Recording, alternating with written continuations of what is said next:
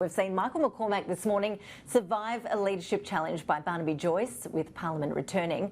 Mr Joyce mounted a frenzied but ultimately unsuccessful campaign to take back his old job. Let's take you live to Canberra. Our political reporter Trudy McIntosh is with us.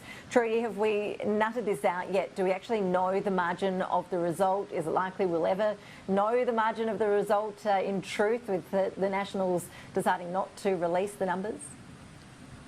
No, we won't ever know for certain what the outcome of the actual numbers of this ballot were. Both sides will spin it how they would like in terms of how close this was in the end. But one thing's for sure, Michael McCormack walking out of this meeting today victorious, that he's seen off the leadership challenge by his long-time rival Barnaby Joyce. This was triggered yesterday. Barnaby Joyce made it clear that he did want to challenge Michael McCormack for this leadership. He believes he's the best person for the job. But Michael McCormack has made it clear that this needs to be the end of it, that Barnaby Joyce has had his chance, he's had his chance before, that now this result, they need to move forward as a united team. We will continue as a united team to put the people of regional Australia first and foremost. I want to thank my colleagues for again placing their faith in me. We're going to move on and we're going to work hard together, he and I and the rest of the National Party team, for regional Australians. That's what regional Australians expect, that's what they deserve, and that's what they'll get. Did you ask him whether he'll challenge again? No, I didn't. I don't expect him to challenge again. I've been endorsed as the leader. I was endorsed as the leader when we came back here after the May election last year. I was endorsed as the leader when he stood down in 2018. So that's 3 times in less than 2 years. I think that's enough to warrant me leading the party going forward.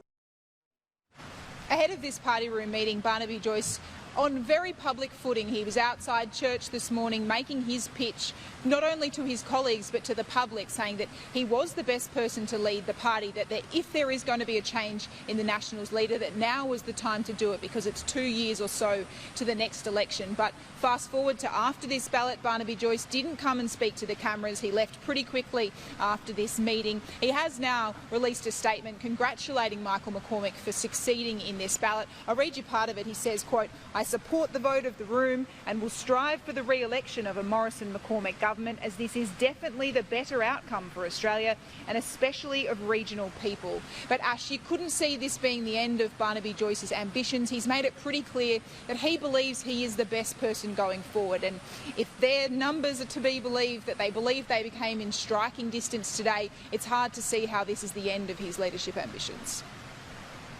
Yeah, Michael McCormack perhaps being a bit too optimistic a bit earlier today. We saw David Littleproud, of course, standing there beside Michael McCormack. He was selected as the deputy.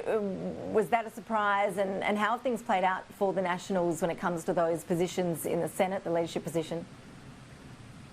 Well, Ash, it's worth noting that when this special meeting was called for the National Party, this was about deciding that deputy leadership position. This was all about replacing Bridget McKenzie, who was forced to stand aside amid that sports rorts saga. Yesterday, David Littleproud firmed up as the favourite to become deputy leader. He didn't get that without a challenge, though. It was a 3-way contest in the end. David Gillespie and Keith Pitt also put their hand up for that job, but it was David Littleproud who managed to get over the line there. In terms of the Senate leader position, there had been some talk that Matt Canavan would get that. We know that yesterday he stood down as Cabinet Minister because he said he would be backing in Barnaby Joyce.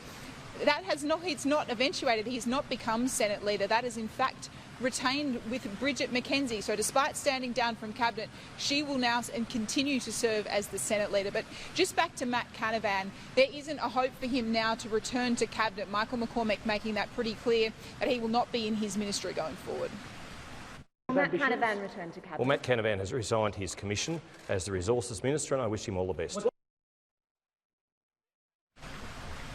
It's been a rather messy distraction today from the first sitting day of Parliament. This had been dedicated as a day for condolence motions amid the bushfire crisis. We have seen the Labor leader and the Prime Minister both addressing the Parliament. That was meant to be the focus today, Ash, but understandably this whole leadership debacle has been the focus. The Prime Minister says he wasn't distracted by it, as he attended a church service this morning, but a lot of his colleagues have been.